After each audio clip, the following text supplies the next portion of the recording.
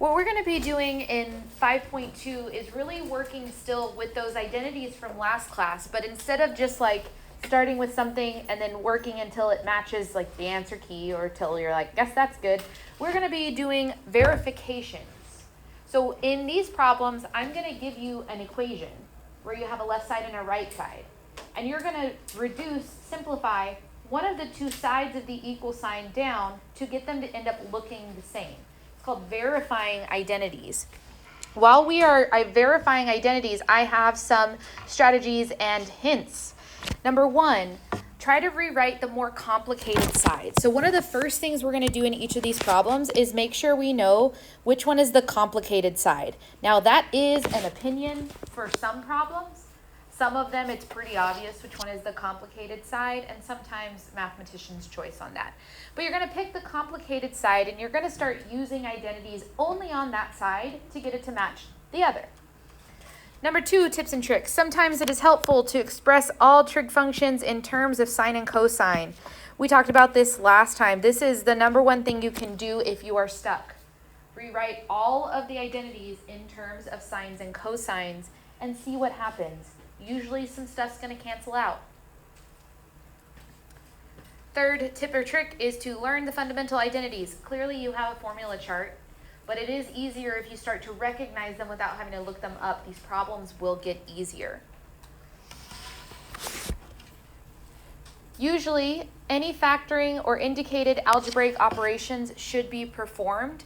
Here's some of the algebraic operations you may be asked to do, like the difference of two squares, the sum and difference of cubes, or perfect squares.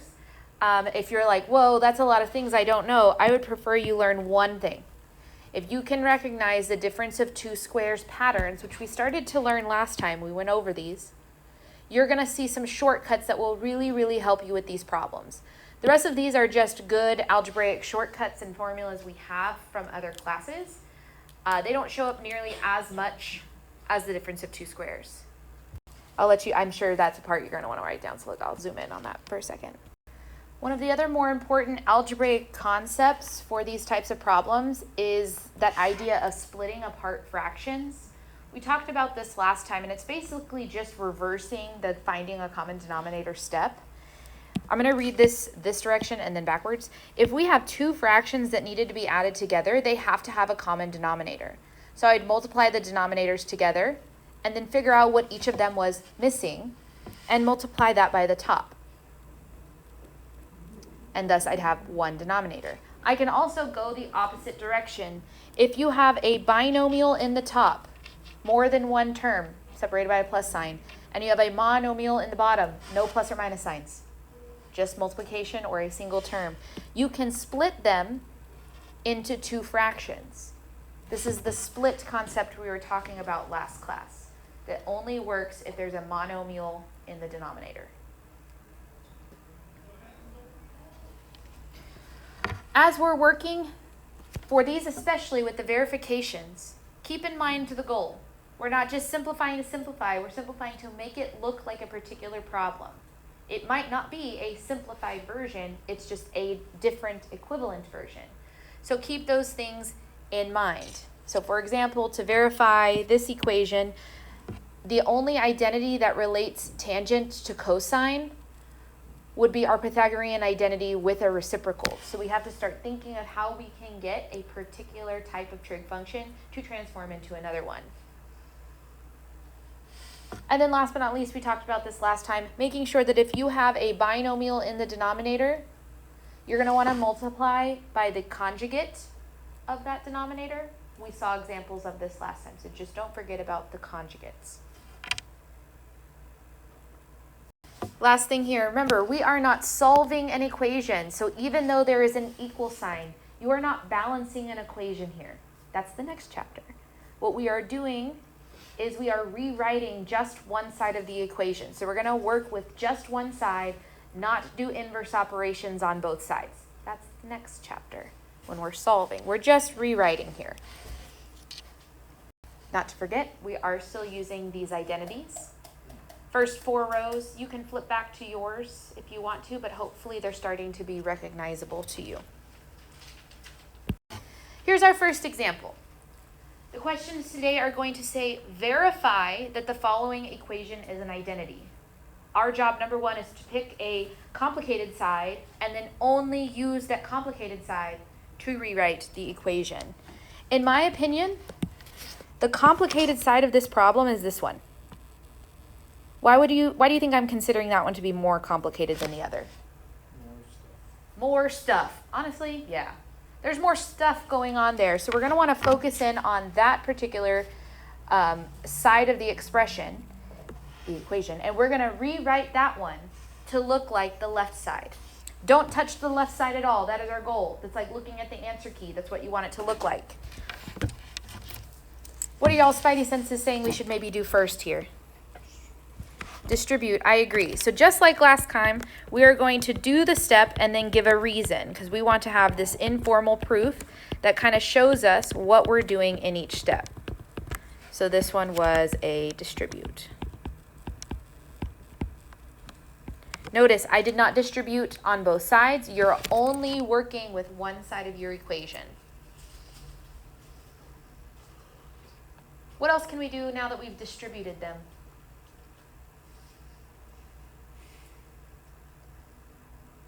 That second fun fact was to, when stuck, write all the terms in sines and cosines. Can we rewrite these two parts of the terms to be sines or cosines? That is cosecant, yes. So what is this is cosine. Oh, okay. What is cosecant rewritten as? 1 over sine. So we can take this one, and again, 1 over sine of theta times cosine of theta plus 1 over sine of theta times sine of theta. And what was the identity that allows me to do this? What is that identity called? The reciprocal identity. Yeah, I want that informal proof this whole time.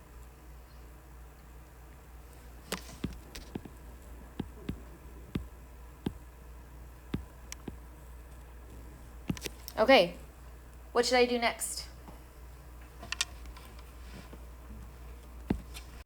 If we just multiply these, we would have a step that says cosine of theta over sine of theta plus sine of theta over sine of theta. Whoa, since we did this multiplying step, do you recognize something else? Identities. There are definitely some identities. Cosine over sine. What is that the identity for? Cotangent. And what is sine over sine? And check it out. That is what we wanted to verify it to be. That's what the other side of the equation was. So my last thing here is this is the quotient identity. And we're canceling. So it's just like the problems we did last time, except for that there's not going to be like an answer key or an answer bank. You know what the answer should be. It should be what the other side of the equation looks like. Does that make sense? It's really nothing new. It's technically a different way to ask the question, but it feels like the exact same. Can we do another? Yes? For these ones, like on the test, is it going to say like true or false, or is it going to be like we have to... It will say verify the identity, and so I'm looking at your work. Mm-hmm. So your work is your answer. That's a good question. So no mastering? Huh? No mastering? No, it's just on the paper, because I need to read your work. Let's try one more. This is the last example we're doing together today, and then you're going to go practice at the whiteboards. So we're going to verify that this equation is an identity. I'll give you a second to write it down, and then I'm going to start asking you some questions about it. So the first question we ask ourselves when we have a verifying an identity question is, which side is more complicated? I think the right side is more complicated. You could start on the left side, sure. To make it all into the same looking, like sine, cosine stuff? Say again? Aren't we supposed to make it into sine and cosine? We are supposed to, end goal is to make this side look like this. So we want to do sines and cosines first? No, we wouldn't change the sine side because it's already sine. If it already had a sign on it, is what you're saying? Yeah, because like we want to make it into sine, so why would we change the sine back into cosine? I don't think I understand your question. You would choose a side that doesn't have sine in it because... Oh, I understand. Sine anyway. Not necessarily true, but that's a good way to start to pick your complicated side. What if both sides had sine in it? Could happen. But yeah, why not? So if we start with this one, we're wanting to change the right side of this equation multiple ways to start making it look like the left side. What should we do first? There's a bunch of options of what we can do first. And this is where it gets cool, because your way to do it might be different than my way to do it. Reciprocal of We could do the reciprocal of cotangent, but cotangent. do y'all notice this whole like 1 plus cotangent squared of theta? That's just secant squared. That's my Pythagorean identity, correct? We should recognize that. That's a good thing to notice. If you did switching it into its quotient or reciprocal identities too, you could start there. But let's start by doing tangent squared of x times cosecant squared of x. And that is my Pythagorean identity. Okay? Now a good idea might be to switch it into terms of sines and cosines. Because if I can get rid of like the plus sign and simplify it down a little bit, that might help. So we can rewrite this as sine squared of x over cosine squared of x due to the quotient rule times 1 over sine squared of x due to the reciprocal identity. So we have our quotient identity and our reciprocal.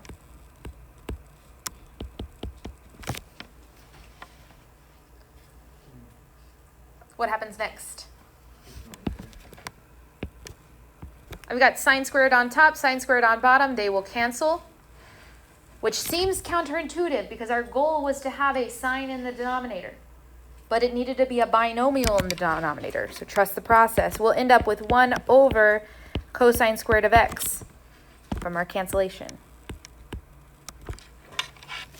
Okay, so I have it looking almost right. I have 1 over and then something. 1 over something. Is there a way I can rewrite cosine squared of x to make it look like this? Yeah, the definition for the Pythagorean identity that says sine squared plus cosine squared equal 1. If I subtract sine squared from both sides, what's left? Cosine squared. Which means using that Pythagorean identity, we can go ahead and change this into 1 over sine squared of x.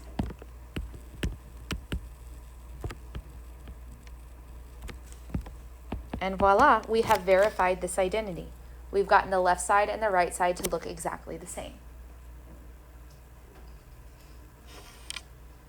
So from last time to this time, there's really nothing new. It's the way the question has been asked. I'm telling you that these are equal. I need you to use identities and the algebraic properties that aren't for solving, but for simplifying to do this. What's up? It's like a puzzle. Absolutely.